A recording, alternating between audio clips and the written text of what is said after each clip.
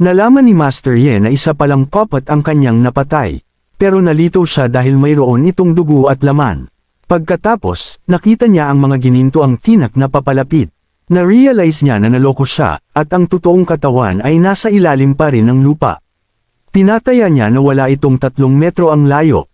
Gumamit siya ng Earth Shield, pagkatapos ay Earth Armor, Earth Flowing Wall, at saka Inner Armor.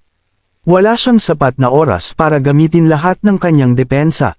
Pero kahit na ang pinakamababang proteksyon na parang bakal ay hindi kayang sirain ng isang hamak na ahas na iyon. Kumpiyansa siya na hindi siya masasaktan. Pero malakas siyang sumigaw nang mangyari iyon. Lumitaw si Snakey at nagtanong, "Nasaktan ka ba?" Hinamplas ni Snakey ang espada, at nabitawan niya ito habang nataranta ang matanda. Itinama siya ni Snakey, sinabing gusto lang niya itong patayin. Sinabihan siya ni Snakey na iwan ang kanyang binti. Gumamit siya ng Mountain Piercing Spike. Tulad ng inaasahan ni Snakey, mayroon pa ring mga kayamanan siya. Gumamit si Snakey ng Fire Snake Technique na sinundan ng Wind Blade Technique.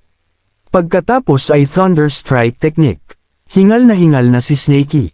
Naabot na ng kanyang katawan ang limitasyon nito. Nalungkot siya dahil kaunti na lang at mapapatay na niya ito. Samantala, nakahinga ng maluwag siya dahil nakatakas siya sa oras. Mayroon pa ring life-saving blood spiritual pill siya. Habang tumatakas, nagkomento siya na pambihira ang ahas. Kailangan niyang mag-report kaagad sa sekta. Alam niya na kung hindi maalis ang demonyo, magiging malaking banta ito. Pero pagkatapos, nakita niya ang pinag-uusap ang itim na aso na humaharang sa kanyang daan. Nang makita si Dogo na may tusong mukha, alam ko na tapos na ang matandang ito. Lumingon siya sa kabilang direksyon para umiwas. Inakala niya na inihanda na ng gagong ahas ang ambush ng maaga. Alam niyang kailangan niyang tumakbo ng mabilis para makatakas. Bigla, malakas siyang sumigaw nang bumangga ang kanyang ulo sa puno. Si Dogo ay nasa ibabaw na ngayon ni Ye. Napansin niya na huminto sa paghinga ang lalaki. Sinabi niya na nakakaaliw makita ang isang Foundation Establishment Cultivator na bumaba sa ganoong estado. At wala pa siyang ginagawa. Humanga siya kay Snakey. Bigla, sumigaw si Snakey na umurong siya. Malapit na sanang batiin ni Dogo si Snakey. Pero sa kanyang pagtataka, ginamit ni Snakey ang Fire Snake Technique. Sumigaw siya kay Snakey na itigil na iyon dahil bangkay na ang lalaki. Nang lumunin ng apoy ang lalaki, malakas siyang sumigaw. Na-realize ni Dogo na ginagamit lang ng lalaki ang tortoise breath para magkunwari na patay. Sinabi ni Dogo kay Snakey na sapat na iyon dahil naging uling na ang lalaki. Nakahinga ng maluwag si Snakey na tapos na sa wakas. Nakita ni Dogo ang kondisyon ni Snakey. At tinanong siya kung ang mga bastardo ng Mountain Moving Sect ang gumawa niyan sa kanya. Sumagot si Snakey na ang ilan ay gawa nila, at ang iba pa ay gawa niya. Pinunit ni Snakey ang sarili niyang balat, ang kanyang lamang loob, para itago ang puppet. Kung hindi, hindi siya mananalo. Nakita mismo ni Dogo na binugbog talaga ng mga bastardong ito si Snakey. Dahil doon, ipinaalam ni Snakey kay Dogo na matutulog muna siya ng kaunti. Sa puntong ito, galit na galit si Dogo na sinaktan ng Mountain Moving Sect ang kanyang disipulo. Hinawakan niya si Snakey sa kanyang mga kamay at ipinangako na siya, ang Heavenly Wandering Demon, ay makikipaglaro sa kanila. Bumalik sila sa kuweba. Agad na niyakap ni Snowy si Snakey. Ipinaalam sa kanya ni Dogo na nailagay na niya ang spiritual medicine. Nagtayo rin siya ng mga nakatagong formation sa paligid. Ang kanilang lugar ay dapat naligtas sa ngayon. Sinabi niya sa tatlo na, manatili dito at mag-focus sa paggaling, at babalik siya kaagad. Nag-alala si Snowy dahil hindi pa nagigising si Snakey. Tiniyak ni Dogo sa kanya na babalik siya bago maubos ang insenso. Nilabas niya ang insenso, at ito ay napakalaki. Si Dogo, habang nasa ibabaw ng insenso, ay inutusan si Wolf King na ilipat pa ang insenso sa kanan. Nakakatawa ang reaksyon at inis ni Wolf King. Dahil ito ay makapal at mahaba. Sinabihan siya ni Dogo na tigilan ang pagrereklamo at ipinaliwanag na ito ay isang healing incense. Ipinaliwanag niya na dahil ang tatlo ay malubhang nasugatan.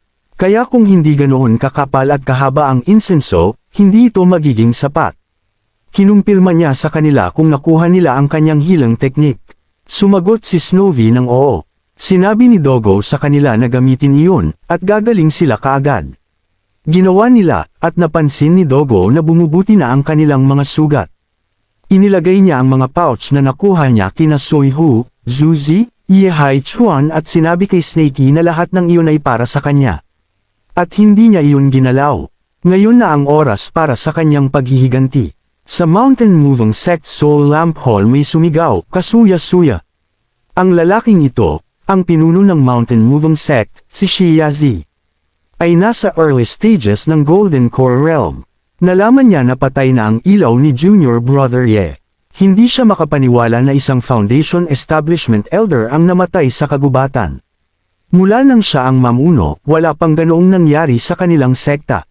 Sinabi ni Mountain Moving Sect's Elder Shi Fengzi, isang mid-stage Foundation Establishment, na nangyari iyon malapit sa Myriad Snake Valley.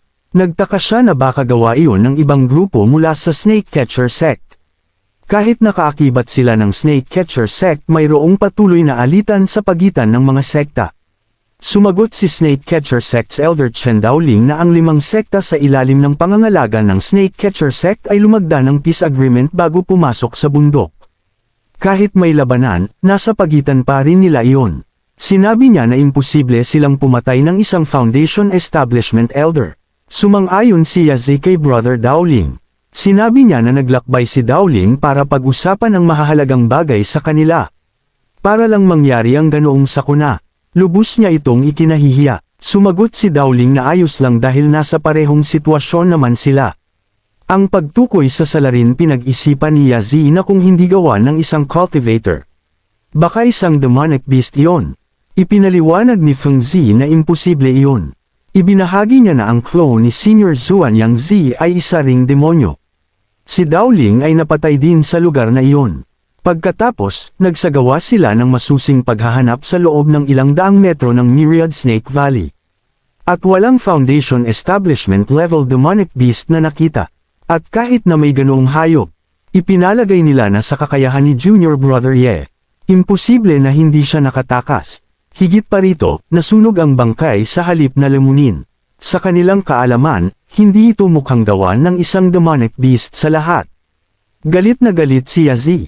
Inangkin ni Daoling na alam niya kung sino ang gumawa nito. Ipinalagay niya na ang demonic black snake iyon. Sinabi niya na bagamat hindi pa ito umabot sa Foundation Establishment Realm, ito ay napakalakas. Hindi lang ito nagtataglay ng katalinuhan, kundi ito rin ay lubhang tuso. Ibinahagi niya na ilang sa kanyang mga disipulo ang napatay sa mga pangil nito. Ikinahiya niyang ibahagi na biktima rin siya, pero sigurado siyang ang ahas ang responsable. Napansin ni Fengzi na talagang gigil na gigil si Daoling. Nalaman niya na ang nagtulak kay Daoling na uminom ng prohibition pill ay may kaugnayan sa demonic snake. Sumagot siya na, narinig na niya ang tungkol sa ahas noon. At dahil nakipaglaban si Daoling dito ng personal, nangako silang tutulong sa pagpatay dito. Inutusan niya silang ipasa ang mga utos sa lahat ng disipulo at sumunod sa kanya upang maghanap sa bundok. Sinumang makahanap ng lead ay gagantimpalaan ng 50 spiritual stones. Plano nilang patayin ang ahas na iyon sa gabing ito at burahin ang kahihiyan.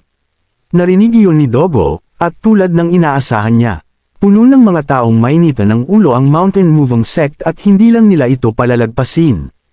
Nalaman niya na kikilos sila sa gabing ito, at gagawa sila ng diversion. Pero nagkomento siya na hindi na kailangan iyon. Gumamit si Dogo ng blood energy protection. Tumayo si Dogo sa harap ng libingan ng ninuno ng Mountain Moving Sect, si Muyao. Dahil naglakas loob silang mang-api kay Snakey, bilang ganti, huhukayan ni Dogo ang libingan ng kanilang ninuno. Pumasok si Dogo sa libingan at nakita ang nasa loob. Pagkatapos, binuksan niya ang kabaong at nagkomento kung gaano kerespeto ang Mountain Moving Sect. Ilang taon na mula nang mamatay si Wu Yao, pero napreserba pa rin nila ito na parang buhay pa. Ang kanyang ice coffin ay isa ring finest grade spiritual treasure. Plano ni Dogo na kunin ang lahat, pero sa kanyang pagtataka, hindi niya ito maimbak. Na-realize niya na baka ito ay isang cold mechanism. Lumitaw ang isang dragon at umungal. Pagkatapos ng 3 layer ng defensive arrays, nahaharap siya sa isang ice dragon. Natuwa si Dogo at kumpiyansa siya. na nagsimulang maglabas ng sariling dark aura. Alam niya na walang libingan bilang Heavenly Wandering Demon na hindi niya kayang salakayin. Ginawa siya ng dragon na yelo. Naasar si Dogo. Bigla, sumabog ang isang itim na kuko.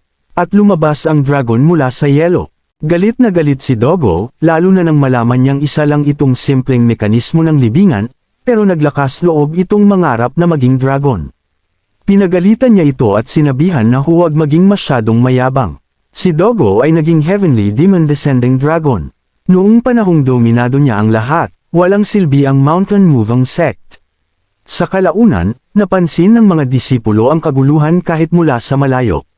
Nag-alala sila dahil kada rating lang ng Master at ng iba pa. Kung may mangyari sa libingan, hindi nila kayang panagutan. Namutla sila at nataranta, nagtaka sila kung anong dapat nilang gawin. Naghanap sila at nakita nilang wala na ang ninuno. Sinalakay ang libingan. Nagmamadali silang nagpadala ng mensahe sa Master at sa iba pa. Tinatanong nila si Dowling kung gumagana ba talaga ang kumpas niya dahil 2 oras na silang naghahanap sa buong bundok. Sumagot si Dowling na hindi dapat ganoon, maliban kung nakatakas ang ahas ng libu-libong milya ang layo. Ngunit naisip nila na imposible iyon dahil kahit para sa kanila, aabutin ng 5 hanggang 6 na oras kung gustong makarating ng libu-libong milya ang layo, lalo na ang isang ahas. Kung hindi yun ang kaso, pinaghihinalaan nila na gumamit ito ng uri ng anti-trackang na paraan o array. Napansin nila ang amoy ng nasusunog at nakakita ng kakaibang ilaw sa malayo. Nagpasya silang tingnan. Si Snakey ay kumikinang ng maliwanag. Nag-breakthrough siya sa 7th level Chi Refinement. Namangha si Wolfgang kay Snakey.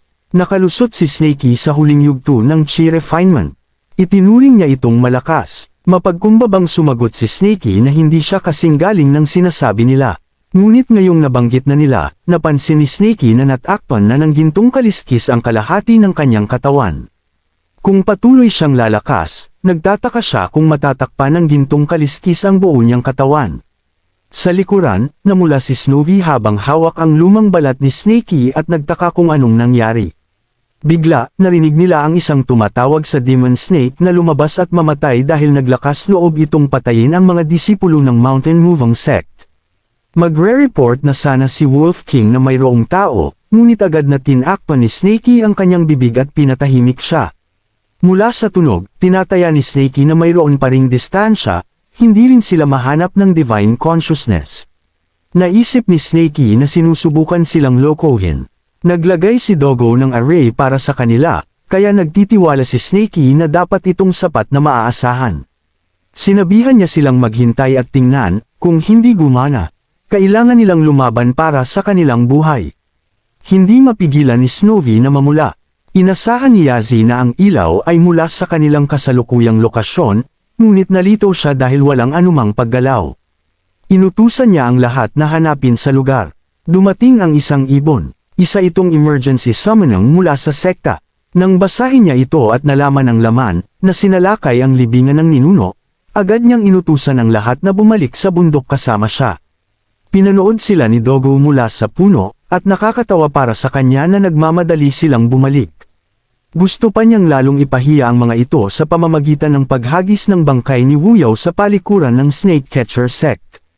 Naisip din ni Dogo na i-refine si Wuyaw sa isang papat. Naisip niya na magiging interesante ito. Hindi pa niya nakuha ang 3rd level technique ng Heavenly Puppet Sect. Kung alam niya na mangyayari ito, dapat pumunta siya sa Heavenly Sect Puppet Sect noon para kumuha ng isa. Inaasahan niya na walang sinuman ang magsasabing hindi sa kanya dahil sikat siya. Pagdating nila sa libingan, may sumigaw ng malakas. Ipinaabot ni Yazzie na ito ay kawalang respeto. Sino ang maaaring nagnakaw ng kabaong? Ang kanilang ninuno ay isang dalubhasa sa Golden Core Realm. Noon nasa kalahati na ng nascent soul ang ninuno, at sino ang naglakas loob na nakawin ang kanyang bangkay, ipinapalagay nila na ang kalaban ay isang cultivator sa Golden Core Realm. Bakit gagawin iyon ng isang Golden Core Cultivator? Ngunit bukod sa isang Golden Core Cultivator, naniniwala sila na hindi magiging posible ang makapasok sa 3 layer ng array, at hindi mapatay. Tinatanong ni Dowling kung bakit walang nangyari sa ibang mga sekta, at tanging ang Moving Mountain Sect lamang ang napasukan ng gulo. At nang lumabas ang mga disipulo, tinanong ni Fengzi kung anong ibig niyang sabihin. Sinabihan siya ni Dowling na huwag magalit dahil sinusuri lamang niya kung sino ang gumawa nito. Ipinaliwanag niya na masyadong maraming pagkakataon ang naiwan dahil kakalis lang nila, at agad na sinalakay ang libingan ng ninuno. Naniniwala siya na pinili ng kalaban ang pamamaraang ito, malamang upang maghiganti, o upang ipagtanggol ang Demon Snake. Tinanong sila ni Dowling kung alam nila na may kasama ring itim na aso ang Demon Snake. Ibinahagi niya na minsan itong naghukay sa paligid ng mga libingan at nagnakaw ng mga bangkay sa nayon sa paanan ng bundok. Inutusan ni Yazzie ang pagbibigay ng pabuya para sa Demon Snake at sa itim na Demon Dog. Ang mga makakahanap ng pahiwatig ay makakatanggap ng 100 Spirit Stone. Ang mga papatay sa kanila ay makakatanggap ng 200 Spirit Stone. At anuman ang mangyari, kailangan nilang bawiin ang kanilang mga ninuno. Bumalik si Dogo na umaasang gumaling na ang lahat. Sinigawan niya sila na mag-impake ng kanilang gamit at sumama sa kanya kaagad. Inihayag ni Dogo na nakahanap siya ng isa pang kuweba na angkop para sa pagkukultivate ilang daang milya ang layo. Lumitaw si Snakey habang malapit kay Snowy at Wolf King. Nagdahilan si Snakey na may mga tao mula sa Mountain Moving Sect sa labas. Tiniyak ni Dogo sa kanya na lahat sila ay naakit palayo. Nagulat si Snakey nang marinig iyon. Tinanong niya kung paano niya nagawa iyon. Samantala, tulala si Snowy na iniisip na si Snakey ay nasa ibabaw niya. Sumagot si Dogo na sasabihin niya ang mga detalye sa daan. Kung hindi sila aalis kaagad, baka bumalik ang mga taong iyon. Hindi nakalimutan ni Dogo na kunin ang mga nakuha. Nang tumangala si Dogo, nalito siya dahil wala na sila roon. Nang marinig na babalik ang Moving Mountain Sect, agad na tumakbo ang tatlo. Tinanong niya sila kung alam ba nila ang daan. Sinabihan niya sila na huwag magtakbuhan. Sinabihan sila ni Dogo na hintayin siya. Ilang oras makalipas sa Phoenix Perch Mountain, sinabi ni Dogo na ito ang lugar. Na-set up na niya ang array. Hinikayat niya ang lahat na magpahinga para sa gabing ito. Sinabihan siya ni Wolf King na mahusay siya sa paghahanap ng mga kuweba. Ipinaabot ni Snowy na ang lugar ay parang katulad ng Myriad Snake Valley, at gusto niya ito. Gusto niyang magtanim muli ng puno ng prutas ng ahas. Sa sunod na araw, naghagi si Dogo ng ahas sa lupa na kamukha ni Snakey. Sinabihan ni Dogo si Snakey na inayos niya ang ahas na clone para sa kanya. Nagpasalamat si Snakey, ngunit napansin niya ang kakaibang mga mata. Inilabas ni Snakey ang 3 storage bag. Sumagot si Dogo na maglalakad-lakad siya. Sinabihan siya ni Snakey na hindi na kailangan, at maaari siyang kumuha ng isa. Sinabihan siya ni Snakey na kung hindi dahil sa ahas na ginawa niya, hindi mananalo si Snakey. Nagprotesta si Dogo at binanggit na hindi man lang siya nakatulong. Sinabihan niya si Snakey na kunin ang lahat, ngunit ang kanyang mga aksyon ay kabaligtaran. Inabot niya ang kanyang kamay sa likod at ginamit ang gravity technique. Hinikayat siya ni Snakey na bilasan. Kaya, ang 4 ay hinati ang mga nakuha. Tinawag sila ni Dogo na suriin ang kanilang spiritual roots. Sinabihan niya sila na ang landas ng cultivation ay isang panghabambuhay na bagay, kaya hindi sila maaaring magpabe. Nagsimula siya kay Snowy. Sinabihan niya itong ilagay ang kanyang buntot sa orb. Nagulat siya. Hinimok siya ni Snakey. Sinabihan siya ni Dogo na sinabi ni Snakey na interesado siya sa pag-refine ng mga pills. Kung kaya niyang mag-refine ng mga pills, magiging maganda ang kanilang kapalaran sa hinaharap. Inilagay ni Snowy ang kanyang buntot sa orb at nagsimula itong mag-react. Nagulat si Dogo. Isang malakas na berdeng aura ang nagsimulang lumabas mula sa orb. Nagpakita ito ng isang solong attribute, top-tier wood spiritual root. Ito ay isang likas na sagradong kapangyarihan. Ito ay isang sagradong katawan para sa pag-refine ng pills. Bihira ang antas ng talento na ito, kahit sa mga tao. Isa ito sa 1,000,000. Maglalabanan ng mga pangunahing sekta para sa isang katulad nito. Sinabihan ni Dogo si Snakey na swerte siya dahil hindi siya mauubusan ng mga pills. Walang ideya sina Snowy at Wolf King kung anong nangyayari dahil nagsimulang bamulong si Dogo kay Snakey. Sinabihan siya ni Dogo na kung ang isang babaeng tao ay nagtataglay ng purong wood spiritual root, halos natatangi ang kagandahan. Idinagdag niya na kung magkaroon ng anyong tao si Snowy, may isip nila kung gaano karaming cultivator ang maaakit niya. Namula si Snakey. Agad na binigyan ni Snakey si Snowy ng wood element techniques at isang jade sleep sa pag-refine ng pills. Nagpasalamat si Snowy. Namumula si Snowy habang nagtanong kung paano siya nito tatawagan. Panginoon, Ginoo, o asawa. Hindi nakaimik si Snakey. Namula siya at sinigawan si Dogo, tinanong kung anong klaseng kakaibang alaala ang ipinasa nito sa kanya. Ngumisi si Dogo habang sumasagot na karaniwang kaalaman lang iyon at wala namang dapat pagtalunan. Idinagdag pa ni Dogo na nagkaroon ng intimacy si Snakey kay Snowy bago ito magkaroon ng kaisipan. Sumingit si Wolf King at sinabi kay Snakey na tawagin siya ni Snowy na asawa dahil mas nakakaakit daw pakinggan. Sinigawan siya ni Snakey na manahimik. Tinawag siya ni Snowy na asawa habang idinidikit ang kanyang ulo sa mukha nito. Sinabi ni Snakey na huwag siyang tawaging asawa. Gusto niya ay tawagin siyang Snakey na lang. Dahil tatawagan siyang Snakey, tinanong niya kung pwede siyang tawaging Snowy at pumayag si Snakey. Sa puntong ito, si Snakey ay namumula na parang kamatis. Tinanong ni Wolf King kung karapat-dapat ba siya sa isang pangalan. Nagmungkahi siya ng Wolfie. Sumagot si Dogo na pangit ang tunog at pinangalanan siya nitong Husky na lang. Tinanong ni Wolf King kung wala na bang ibang pagpipilian. Sinabi ni Dogo na manahimik ito at oras na nito. Inilagay niya ang isang paa sa orb at ipinakita ang mga kulay asul, pula, at dilaw. Natuwa si Husky nang malaman na mayroon siyang tatlong kulay na top-tier spiritual root. Sinabi ni Dogo na ito ay metal, apoy, at tubig. Dahil ito ay 3-attribute mix, hindi ito maganda. Ipinaliwanag niya na kung mas maraming elemento ang mayroon ang isang tao, mas humihina ang kanilang affinity. Jack of all trades, master of none. Nalungkot si Husky tungkol dito at inalo siya ni Snowy. Samantala, nasasabik si Snakey para sa kanyang pagkakataon. Hinawakan niya ang orb at nagpakita ito ng maraming kulay. Pagkatapos, nagpakawala ito ng enerhiya pataas sa kisame. Naalarma si Snakey. Tinakpan ni Husky si Snowy mula sa mga debris, habang sinasabi na ito ay masyadong matindi. Sinabi ni Dogo kay Snakey na bilisan na alisin ang kanyang buntot, dahil hindi na kaya ng crystal ball. Natilapon sina Snakey at Husky. Tinanong ni Snakey kung iyon ba ay 7-colored mixed spiritual root. Hindi siya makapaniwala na mas masahol pa ang kanyang spiritual roof kaysa kay Husky. Ipinaliwanag ni Dogo na kahit mixed ang mga spiritual root ni Snakey, ang kanilang kalidad ay labis na mataas. Lalo na ang kanyang earth spiritual root. Hindi sapat ang top tier para ilarawan ito. Inamin ni Dogo na natakot siya dahil hindi pa siya nakakakita ng ganoon. Ngunit sa pagbabalik tanaw sa bilis ng pagkatuto ni Snakey, lahat ay nagkakaroon ng saysay. Nagpasya si Snakey na dahil ang kanyang earth spiritual root ang pinakamahusay, magtutuon siya sa mga earth attribute techniques sa hinaharap. Si Dogo na lang ang natitira, kaya tinanong siya ni Snakey kung hindi ba niya ito susubukan.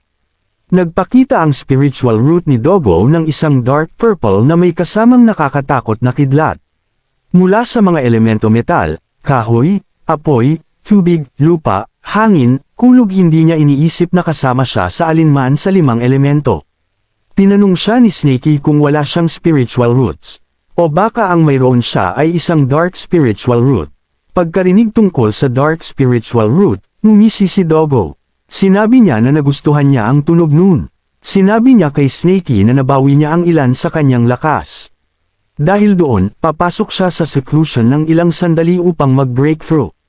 Tinanong niya si Snakey kung maaari niyang iwan sa mga kamay nito ang pagkain at seguridad. Sumagot si Snakey na mayroong ilang pagkain sa storage bag.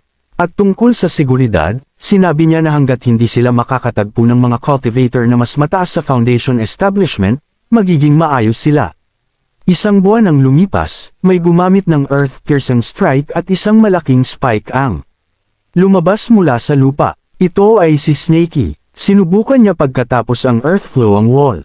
Ang ating bida ay dahan-daang ginagawang master ang lahat ng elemento ngayon.